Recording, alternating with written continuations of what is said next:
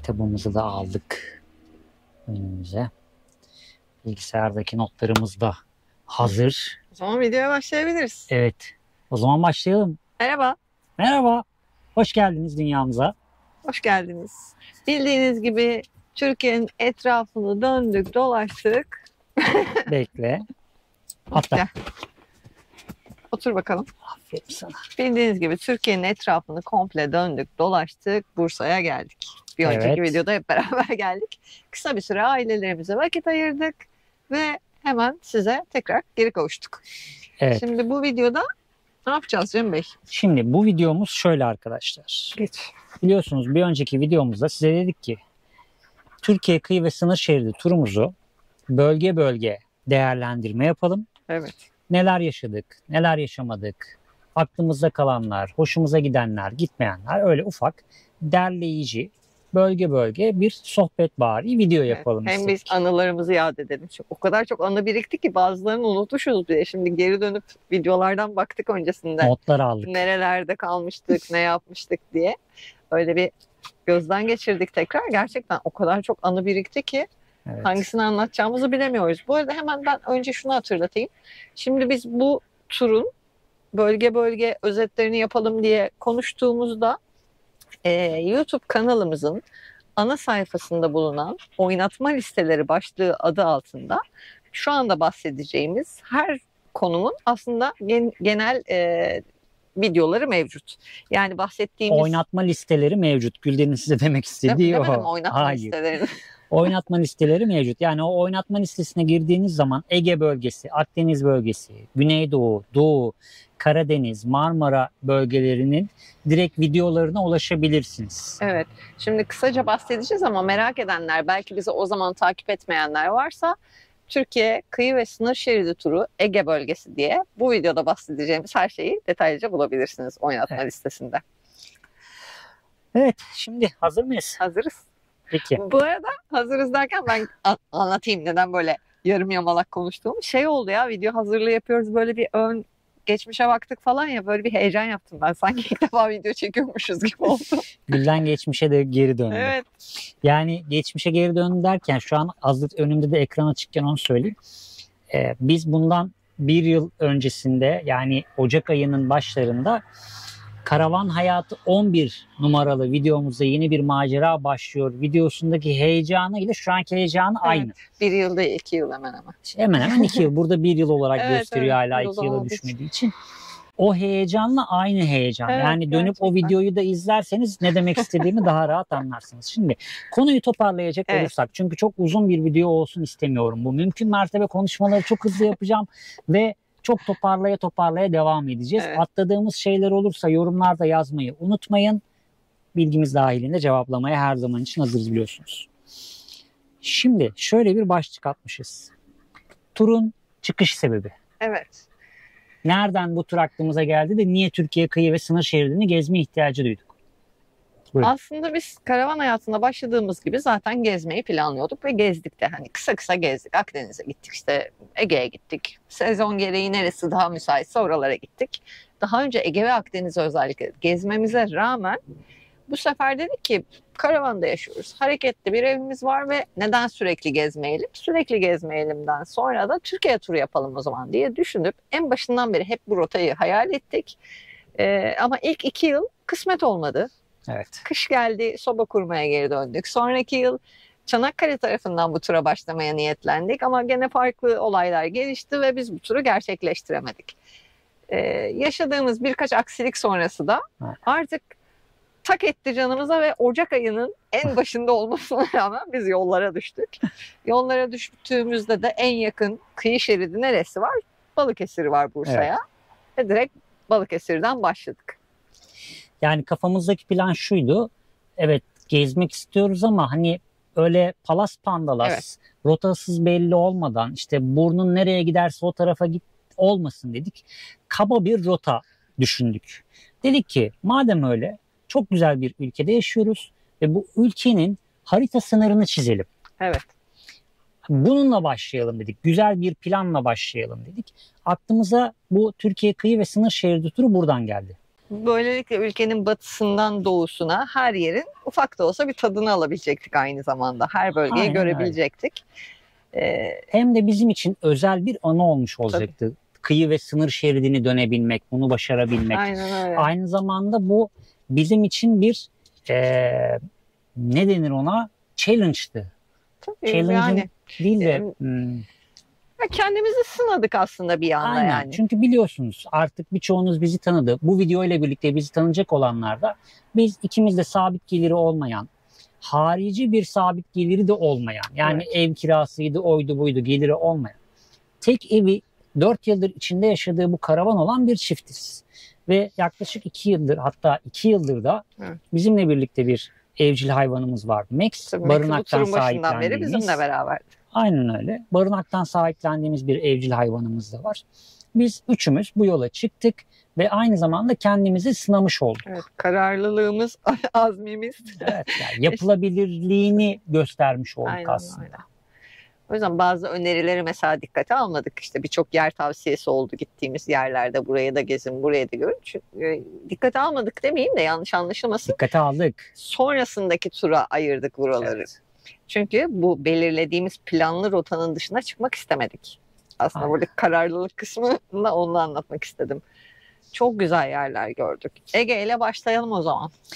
Evet, Ege Denizi'nde neden kış ayında başladığımızı aslında Gülden biraz önce anlatmış oldu size. Çünkü biz yaşadığımız sıkıntılardan dolayı, sıkıntılardan kasıt şu: araç arızaları yaşadık, aksilikler yaşandı, yapmak istediğimiz turu yapamadık. Bursa'da hep işler, bizimle bağlantılı olmayan işler çıktı, planlar ötelendi ve biz bir an önce Bursa sınırlarından çıkıp artık yol almak istedik. Ve sezona dikkat etmeksizin Ege Denizi ile Ocak ayında kışın başladık. Ocağın 9'unda Bursa'dan yola çıktık. Evet. Direkt Akçay'a gittik. Aynen, ailelerimize veda ettik ve Akçay'a doğru gittik. Ailelerimizle vedalaştık. Uzun bir yolculuğa çıkıyoruz. Evet. Evet. Büyük aile toplantısı. Alalım. Alex, gidiyor muyuz? Gidiyor muyuz? Su alalım. Hadi gidelim. Hadi gidelim. Tarafları. Hadi gidiyoruz. Biz gidiyoruz. Evet. Akçay'da bir gittik ki kış her yer. Deli gibi rüzgar, yağmur, kıyamet. Evet. Zaten bir gece falan kaldık orada galiba. Evet. Yola da yeni çıkmış olmanın verdiği heyecanla. Evet. Böyle son zamanlarda izlediğiniz videolardaki gibi gezelim, görelim kısmı olmadı. Daha çok konaklayabildik ancak yağmurlar, rüzgarlar. Hatta işte Edremit Akçay sahilinden sonra o Zeytinli Festivali'nin orada başladı biliyorsun. Oradan çıktıktan sonra bizim bir Cunda taraflarına gidişimiz var. Ayvalık taraflarına falan. Evet. Yani şöyle söyleyeyim size, kışın ne kadar şiddetli olduğunu anlayın. 87 kilometre hızla esen rüzgarlar, fırtına, karavan beşik gibi sallanıyor. Biz de tabii o keyifle sahil kenarında konaklamaya niyetlendik ki yarım saat sonra oradan geri ayrılmak zorunda kaldık. Çünkü gerçekten durulacak, uyunacak gibi değildi. Bayağı fırtınanın içine girip orada uyumaya çalıştık o gece. Sonra biraz daha hızlanarak İzmir tarafına doğru devam ettik. Hatta oraları doğru düzgün video bile çekmemişiz. İşte tam oraya giriyordum ben de. Şimdi siz diyeceksiniz ki hani o görüntüler? Yok. Neden yok? Abi çünkü biz o dönem YouTuber değiliz. Evet, çok acayip. Bilmiyoruz bu tür olayların böyle sansasyonel bir hal aldırılarak size aktarılması gerektiğini bilmiyoruz o zaman. Evet. Ki halen daha yapamıyoruz onları da, o da ayrı bir mevzu. O zamanki şeylerden hani böyle bu kadar anlık çekimler de yapmıyorduk yani. Tabii. Sonraki dönemde olduğu gibi anlık çekimler yapmıyorduk. İşte bir yere gideriz, orada çekim yaparız falan diye düşünüyorduk. O yüzden yok yani. Evet, sonra geliştirdik kendimizi tabii. İzmir taraflarında da yine hava çok soğuktu gerçekten. Aşırı rüzgarlıydı. Bir hafta kadar falan rahat ettik sanırım orada. Neydi? Şakran'da. Evet. Orası güzeldi. Keyif çıkarabildik böyle. Ondan sonra daha aşağılara doğru devam ettik. Evet. Sonrasında çok sıkıntılı bir yer yaşadık. Karaburun'a gitmeyi istedik. İzmir'de. İzmir'de tabii İzmir'in bir ayrı özelliği var. Onu tam atlıyordum. Şimdi Max gözüme ilişince hatırladım. Evet. Biliyorsunuz Max'i barınaktan sahiplendik. Biz zannediyoruz ki Max işte bebeklikten beri Bodrum'da. Ama Max aslında İzmir'de bir parkta bulunmuş. Evet. Max'in isim babası Max'i buluyor kendi köpeğini gezdirirken. İkisini birden eve alıyor ama kendi köpeği yaşlı olduğu için, Max o dönemde çok ufak olduğu için anlaşamıyorlar ve Max'i sahiplendirmek istiyor ve Bodrum'a sahipleniyor Max. Yaz başında Max'i Bodrum'a sahiplendiriyor. Max 3 ay kadar orada balkonda bakılıyor ve sonra barınağa düşüyor ve yaz sonunda da biz sahipleniyoruz Max'i. Bu arkadaşla bir sosyal medya aracılığıyla tanışmıştık. Ya sağ olsun Max'in fotoğraflarını görmüş ve bize mesaj atmıştı. İzmir'e gitmişken onunla buluştuk. Max'le oynadılar, sevdiler. Sonra Max bir hüzünlendi onu gördükten sonra. Alacak mı sandığı, yanında götürecek mi sandığı. Bayağı depresyon yaşadı. Evet, karavanın içinden dışarıya asla çıkmadı. Böyle bayağı insan gibi yani şöyle düşünme modunda. 2 gün öyleydi Max. Evet. Onları ziyaret etmiş olduk. Başka arkadaşlarımız vardı tabii. Evet. Yine karavancı olmuşlardı Bursa'dan onlardan. öğretmenliği bırakıp karavan hayatına atılan çok güzel bir çift vardı. Onlarla denk gelme Beraber şansımız vakit oldu. Onlarla sohbet ettik derken Karaburun'a doğru devam ettik. Kıyıdan gitmeye çalıştığımız için hem doğada vakit geçiririz, Evet. keyif alırız diye düşünerek çok güzel bir de yer bulduk aslında. Ay, çok güzel. Dolungaz mıydı? Dolungaz. Dolungaz mevkii diye Dolungaz geçen bir mevkii. yer bulduk.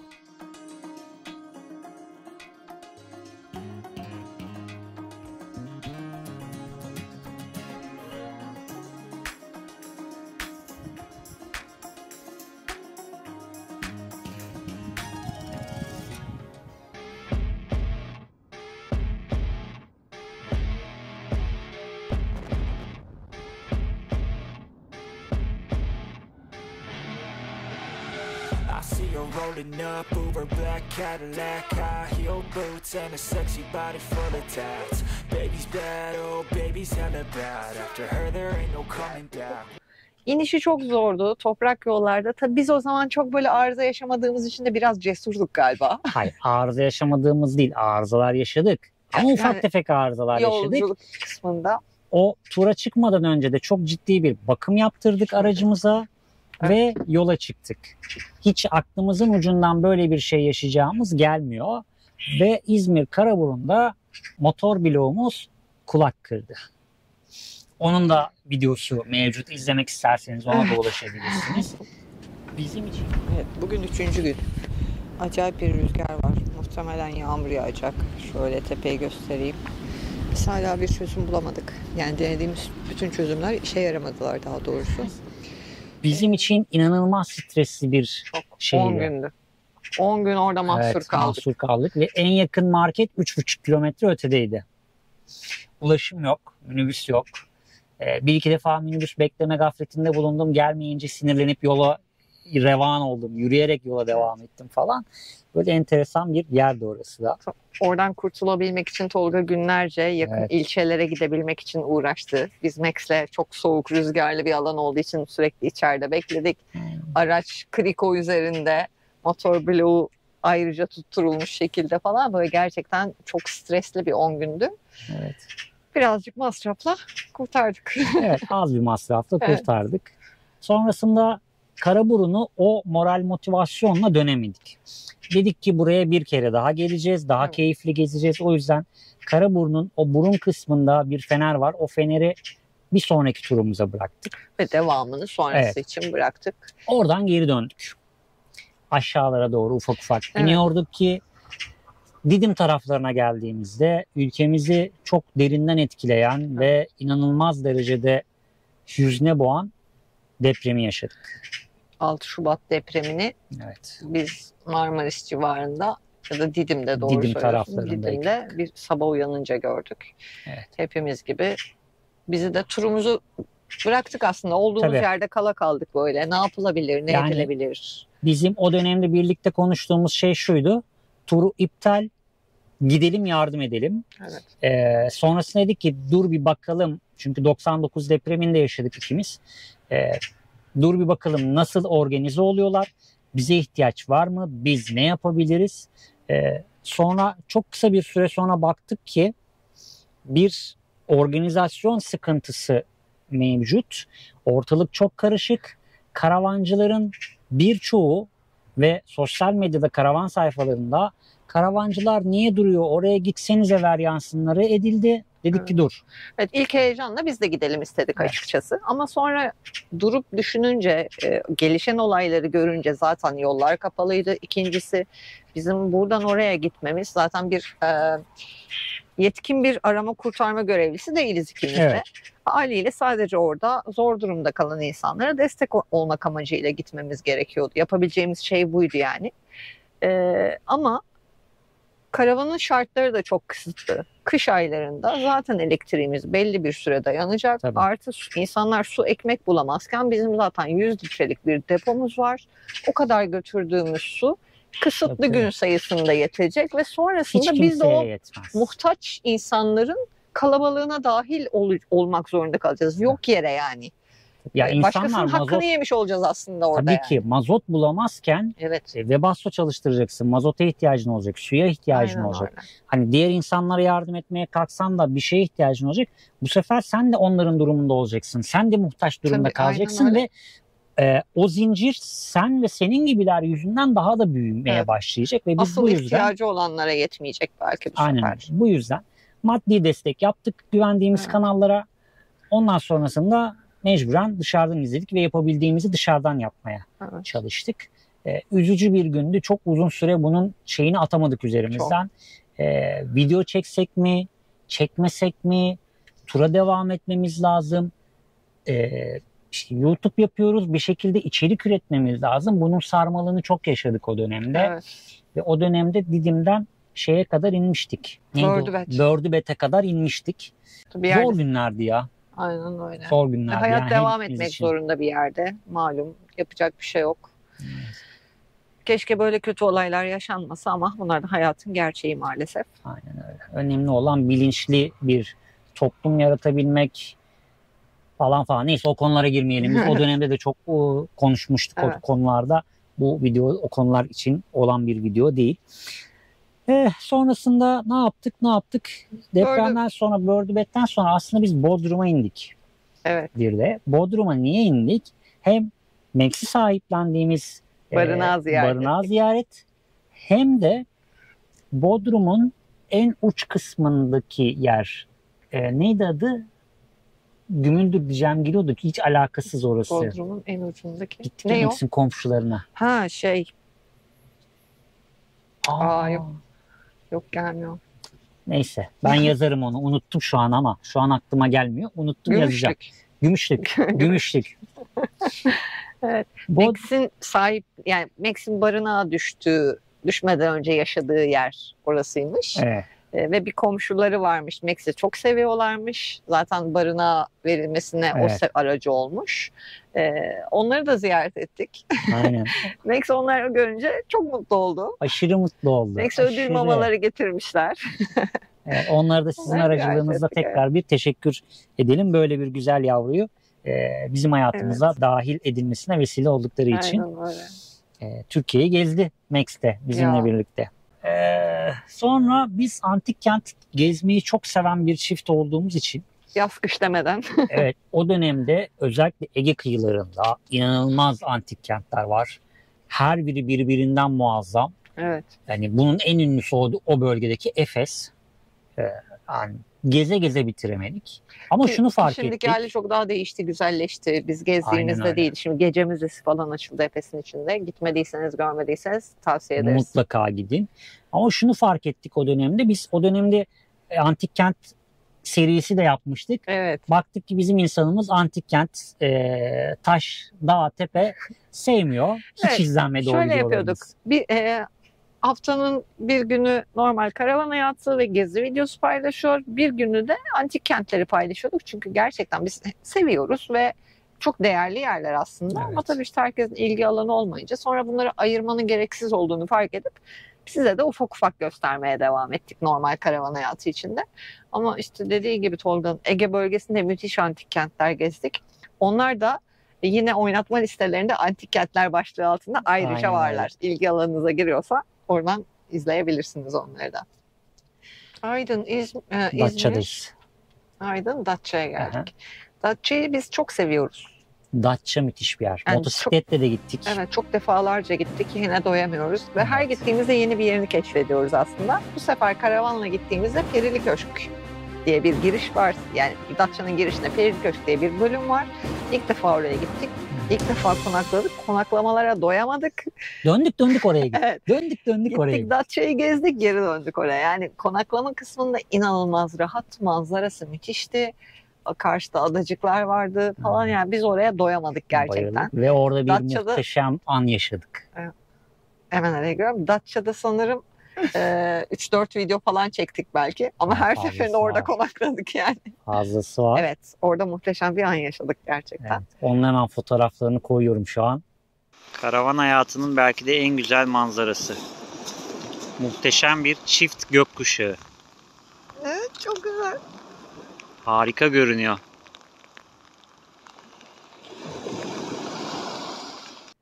Çok Müthiş. güzeldi. Sabahın körü işte saat 6 gibi falan biz Max'le yürüyüşe çıkıyoruz. Ufak bir böyle gökkuşağı başladı. Ondan sonra dedim ne güzel falan. Sonra o büyümeye başladı. Sonra 2 gökkuşağı oldu üst üste falan. Hemen koştum karavana ve Gülden'e dediğim cümle. Hemen kalkmalısın ve bunu görmelisin. Evet, bana böyle Tolga seslenince ben de ne oluyor diye yataktan fırladım. Bak gözümü falan açmadan yine, Evet, çünkü evet. ya, algılayamadım. Neyi göreceğim ki, ne oldu falan diye. Çıktığım gibi karavan tam ortada. Fotoğrafta da zaten paylaşırsın. Üstünde gökkuşağı, hatta çifte gökkuşağı. Ve o kadar canlı ki böyle bir aa falan deyip izledik. Hatta videosunu doğru düzgün çekemedik. Telefon elimizdeydi. Evet. Telefon çektik. Videoyu çektiğimiz anlarda soluklaşmaya başlamıştı. Yani böyle 1 dakika gibi bir kısa süre için gözüktü. Aynen. Ama şimdi konuşurken bile acayip mutluluk verici bir olaydı. Çok güzeldi. Ve onun hemen öncesinde şimdi şeyi atladığımızı fark ettim. Ne? Bördübet'teki o denizden bulutu. çıkan sis bulutu. Ben o yüzden Bördübet'e dönecektim de sen Evet, Datça'ya ben geçtin. Datça'ya hızlı bir giriş yapınca orada Marmaris. gözüme bir şey kaçtı galiba. Sulanıyor çok. Allah, Evet. yıka istersen. Yok. Yıkamayacağım. Marmaris Bördübet koyunda Şubat ortası gibi oradaydık sanırım. Evet. Sabah erken saatlerinde denizin üzerinde bir sis bulutu Sis bulutu. oluyor. Sanki göllerde olan şeyler aslında bunlar ama bayağı tuzlu suyun üzerinde böyle harika bir sis geliyor böyle. Geldiğini görüyorsunuz direkt. Gözünüzün önünde hareket ediyor resmen. Zaten doğası muhteşem. Aynen. Yemyeşil, denizin Çok. maviliği turkuazlığı. Çok güzel. Kış çok aylarında keyifliydi. rahat kaldık. Çok soğuk değil bizim bu batıdaki illere Evet. göre, rüzgarlı olsa da. Yani Bördübet'in o kısmı, Datça'nın gökkuşağı ki Datça Kinidos Antik Kenti falan var. En uç noktasında hani Ege Gülden'in- ve Akdeniz'in buluştuğu nokta. Evet, Gülden'in dediği gibi yani Datça'nın her santiminde ayrı bir güzellik var. Yani biz mesela şimdi şehirler turunda tekrar Datça'ya gideceğiz. Ve inanıyorum ki yine bambaşka yerlerini keşfedeceğiz Datça'nın. Bambaşka koylarını keşfedeceğiz. Yani geze geze bitiremeyeceğiniz yerlerden biridir Datça. Müthiş bir doğası var. Havası müthiş. Çok fazla insan almasa ve bu haliyle kalsa çok da güzel olur. İnşallah önümüzdeki yıllarda çok da bir bozulmaya rastlamaz diye İnşallah. düşünüyorum. Yani Datça, eski Datça küçük, iç taraf biraz sıkışık ve kalabalık. İşte Kaşvari bir havası var ama Datça burnunun etrafında çok fazla konaklayacak ya da gidilecek koylar, görülecek işte antik kentler. Evet. Çok güzel yerler var gerçekten. Biz doğasına bayılıyoruz o tarafın. Müthiş, müthiş. Ve Datça'da şimdi çok uzun süre konakladık o Datça burnunda. Yani hemen hemen birçok koyuna gir çık yaptık. Bir ayımızı belki ayırmışızdır Tabii, oraya değil mi? Belki Fazlası bir aydan bile fazla olabilir. kalmış olabiliriz. Hatta sevgili Sonsuz Keşif Kamil'le bile denk geldik orada. Düğününe gitmeden bir hafta öncesinde bir sohbet etme fırsatımız olmuştu onunla. Tabii o anları çekmedik biz. Kendimize ayırdığımız bir anda o. Güzel, O da rahatsız olmasın diyerekten. Orada başka karavancı dostlar edindik. Evet. Muğlalı Ümit abiyle. Evet, Ümit abiler oradaydı yine Evet. falan. Evet. Şimdi Ege'nin sonuna geldik Ege'nin galiba. sonuna geldik. Evet. Ege'yi bitirdik böylelikle. Güzel yerler gezdik. Kış dolayısıyla şimdi şunu diyebiliriz. Ya Ege'de bu kadar yer mi var ya? Dünyanın yeri var, plajlar var, onlar var, bunlar var. Şimdi biz turumuza kış başladığımız için amacımız da şuydu. Kışın Ege, bahar aylarında Akdeniz, Evet. yazın girişinde hemen Doğu bölgesi ve Haziran 15 gibi de Karadeniz'de oluruz diye düşünüyorduk. Kafamızdaki plan buydu. Evet. O yüzden Biraz hızlı Ege hareket biraz hızlı hareket edildi. Ama tabii planlar Ama tabii şimdi uymadı. şu anda tüm Ege'den kısaca bahsediyoruz. Yoksa çok daha fazla yer gezdik tabii. Ben o haritayı koyarım. Yani bayağı fazla bir Tabii. noktamız mevcut Çok fazla Ege'de. yer gezdik. İşte dediğim gibi Ege bölgesi oynatma listesine bakarsanız zaten tüm videolar detaylarıyla Tabii. orada mevcut. Şimdi özür dilerim, buyurun. Yok, bir şey demeyecektim. Şimdi gelelim enlere. Oo, Enler. Ege'nin bizim bu turda Bizim için enler. gördüğümüz, gezdiğimiz, keşfettiğimiz enleri. Evet. Ege'nin Enleri demeden önce hemen şunu sormak istiyorum. Bize böyle gezerken siz çok yer gezmişsiniz, neresi en güzel falan diye çok soruyorlar. Biz böyle durup kalıyoruz ve seçemiyoruz gerçekten. Evet, güzel olaylar, güzel yerler var ama şimdi hangisini söylesem öteki eksik kalır gibi geliyor Hepsi gerçekten. çok güzeldi. Yani birçoğu, en az 10 tane sayabiliriz size. Evet. Hepsi çok güzeldi. Ve hani şimdi birden aklımıza gelmeyen ama sonradan ya orası da ne kadar güzeldi ya dediğimiz çok fazla yer Evet. var. Kaldığımız her yeri çok seviyoruz. Aynen öyle. Evet, Ege'nin enleri En akılda kalıcı yer. en akılda kalıcı yer. Benim için sanırım Peril Köşk'tü ya. Ben Ilıca diyorum. O akılda kalıcı diyemeyiz ona. Az kalır o. O yüzden diyemedim. Ben Ilıca öyle. dedim. Ben Ilıca O dedim. yüzden Sen Perili diyemedim. Köşk dedin. En zor gün. En zor gün. En zor gün Karaburun'da karavanı tam kurtardık deyip Derken hareket son 400 ederken metre kala değil mi? son 400 metrede o yola çıkamayıp mecburen çekiciyi çağırmak zorunda kalmamız bence. Evet. Aynı fikir. o gün- Benim için de en zor Değil gün mi? o. O gün çekiciyi...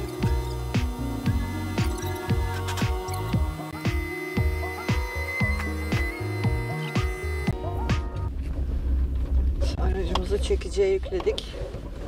Çekici biraz...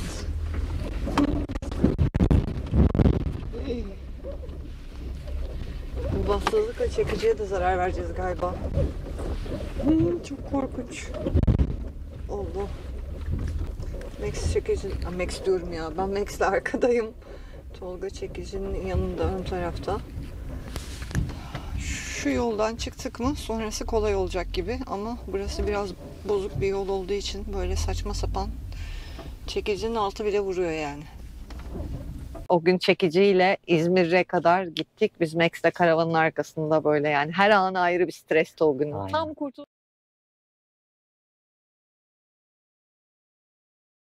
Evet, yine kamera bizim tempomuza dayanamadı ve çok sıcak uyarısı verdi. Kapattı Evet. kendini. Mikrofonu aç. Mikrofonumuz da açık. Evet. Tekrardan. En kötü günden bahsediyorduk. En kötü gün Karaburun olarak değerlendirdik.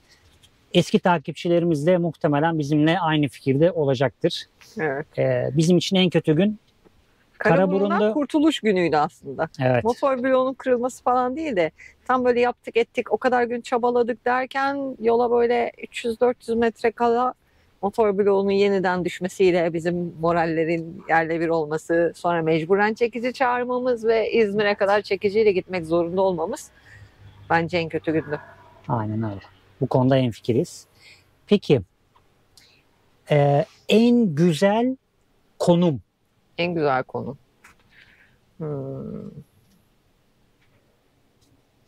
Galiba Bördübet diyeceğim ben.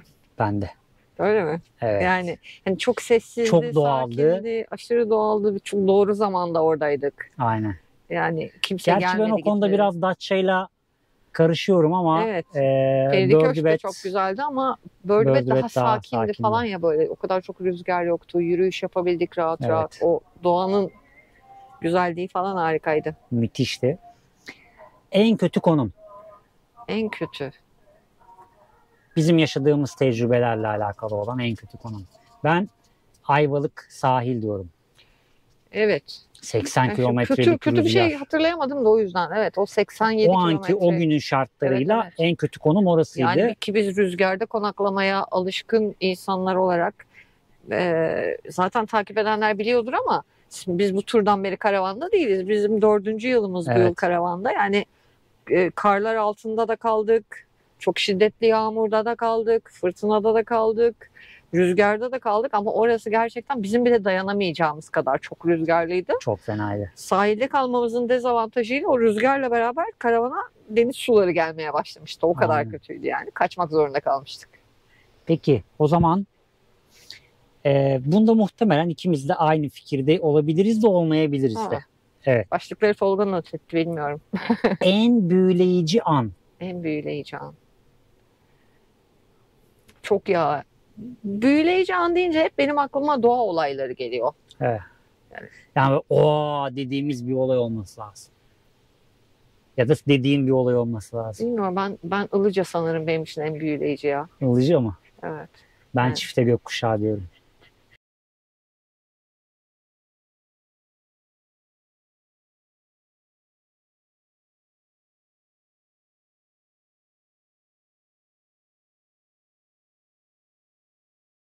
Bu arada ben en büyüleyici anlar kısmına bir şey daha eklemek istiyorum. Karaburun'da motor bloğumuz düştüğünde hem Instagram takipçilerimiz, Evet. hani hem sosyal medyadaki diğer kanallardaki takipçilerimiz inanılmaz destek oldular. Evet. Hani moral motivasyon konusunu bir kenara bırakıyorum zaten. Hani maddi olarak çok destek olmak isteyen oldu. Çok fazla mesaj Makreme aldık satın bu alan konuda. oldu. İnanılmaz efsane bir anda o da bizim için. Hani Evet. bizi çok duygulandıran bir O andı. 10 gün boyunca aslında ya biz hep söylüyoruz Instagram'da anlık paylaşımlar yapıyoruz. Özellikle hikayeler kısmında paylaşımlar bazen geride kalabiliyor. Günlük yapamayabiliyoruz. Hikayelerde biz işte o olayı yaşadığımızı aktardıktan sonra sürekli işte yaparsınız siz, işte siz ne zor durumlardan çıktınız falan Evet. diyen eski takipçilerin bayağı gazlamasıyla biz 10 gün boyunca sürekli uğraştık. Tabii, tabii. Hatta işte Tolga mesela sanayiye gidip geldi malzeme almak gerektiği için. O arada merak edip tekrar yazanlar, arayanlar, Tabii. sanayiye gideceğimizi öğrenince masrafı çok çıkacaktır muhtemelen işte biz karşılayalım diye teklif edenler. Yani çok güzel çok. bir destek. Hatta şöyle söyleyeyim, o bölgede yaşayıp da sonradan öğrenenlerden de fırça yedik. Evet, neden haber vermediniz? Sevgili bu Efe kadar abi, yakındınız Efe Aydan. diye. Evet. Onlardan da fırça yedik yani niye haber vermiyorsunuz oğlum, yapacağınız iş mi sizin gibilerinden. Evet, O da en etkileyici, tabii. büyüleyici anların Aynen öyle. farklı bir versiyonu bizim Evet. için. Kesinlikle. Unutulmazlar arasında yani o günlerde aldığımız destek. Şimdi en trajik an olarak eklemişim bir tane de en son Trajik. madde. Yine Karaburun. Ya bizim Ege Karaburun'dan ibaret gibi gözüküyor. Depremi de katabiliriz içine. Trajik. Evet. Ülke geneli için. Bizim için Karaburun. Evet. Bizim için Karaburun O gerçekten aylardan. o. Yani Tabii. yıllarca aklımızdan silinmeyecek bir anı bizim için Karaburun. Zaten birkaç ay boyunca atamadık ya onun şeyini. Tabii. Böyle bir ses geldiğinde bir yerden bir şey mi oldu? Karavanda mı Evet. bir şey oldu acaba falan diye çok böyle Ya enteresan size- olaylar var. Pardon özür dilerim. Üstüne bindi laf. Size şöyle anlatayım ben olayı. Karaburun'daki benim duygusal hissiyatımı. Şimdi ben motor kulağının kırıldığını fark ettiğim anda ben mental olarak bittim zaten. Kışın saçma sapan bir yerdesiniz. Konumdan geri çıkmanız inanılmaz derecede zor. Zaten tek bir çıkışa sahipsiniz. Bozuk yol ve Bozuk yol. rampa. O bozuk yol, rampa ve taşlık. Yani araba zıplaya zıplaya oradan çıkmak zorunda. Elinizde alet edevat yok. Ve ne yapacağınızı bilmiyorsunuz. Mental olarak düşmemek için de bunu Gülden'e yansıtmamam lazım. Hallederiz. Tamam, sıkıntı yok. Ama içinizde fırtınalar kopuyor. Ne yapacaksınız? Bulunduğunuz konuma çekici gelmesi imkansız. Evet. Sizi oradan alamaz. Yağmura yakalanmışsınız. Zemin balçağa dönmüş. Arabalar kayıyor. 4x4'ler hareket edemiyor. Zaten 2-3 tane araba girdi biz oradayken 10 gün Tabii. boyunca da ama gelenler de gerçekten hep o çamurda debelendiler kurtulmak için. Yani Ki bizim karavanın orada normal şartlarda bile o havada hareket etmesi mümkün değildi. kesinlikle değil. Ekseriyetle karavanın o konumunda, o durumda olduğunu bilmeden biraz kıyıya, uçuruma fazla yaklaşmışsınız ve fırtına var, dalgalar var. Sonra orada oturan neler bir neler çoban mıydı o düşünüyorsun? adam ya? Evet. Galiba çobandı değil mi? Abi geldi dedi ki daha önce dedi bizim tam durduğumuz yer ve ağaç var böyle aramızda 2 metre falan. Daha önce dedi ki buranın önünde 5 metre daha toprak vardı. Deniz aldı orayı götürdü falan Evet. dedi. Biz de uçtayız. Böyle aklımız çıkıyor bir yandan. Karavan hareket etmiyor. Rüzgar esiyor. Çok rüzgarlı bir havaydı yine. Araba ön tarafı krikonun üstünde duruyor.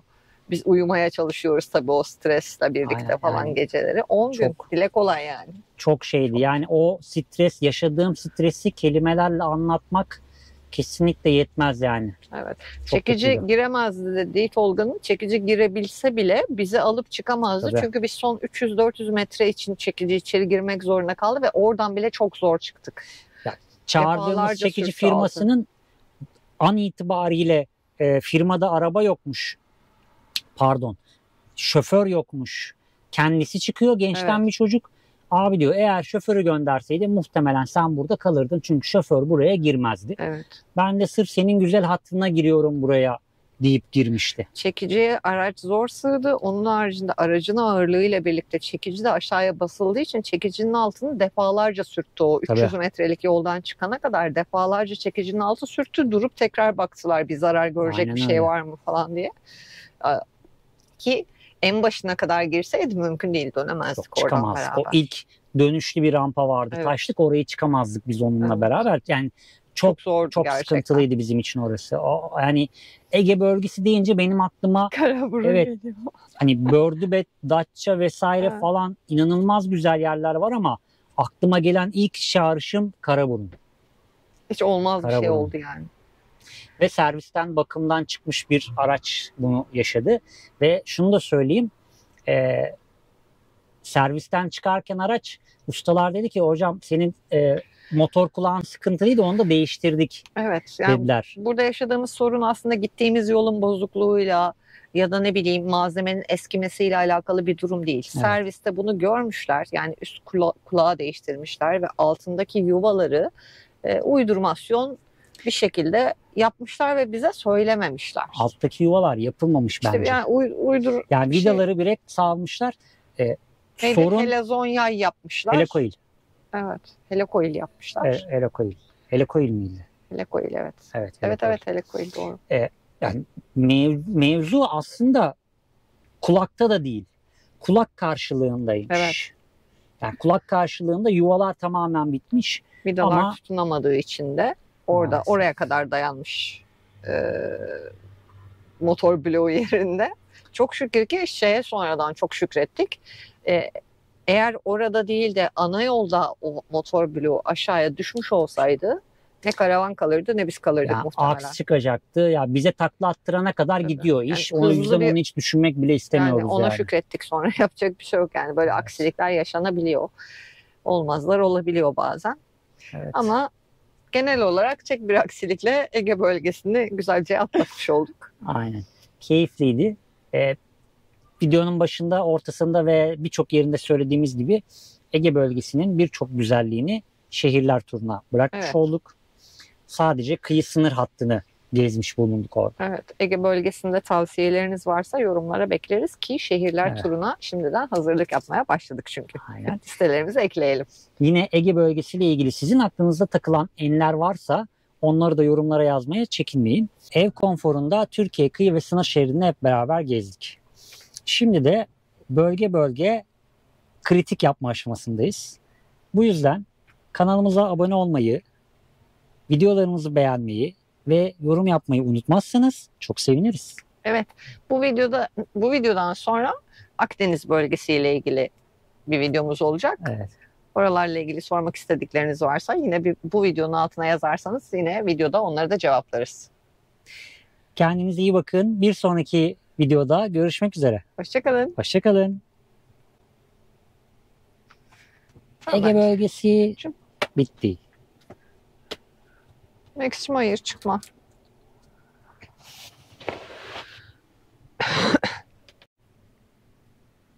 Vay be, aylarca gez sonra 2 saatte anlat.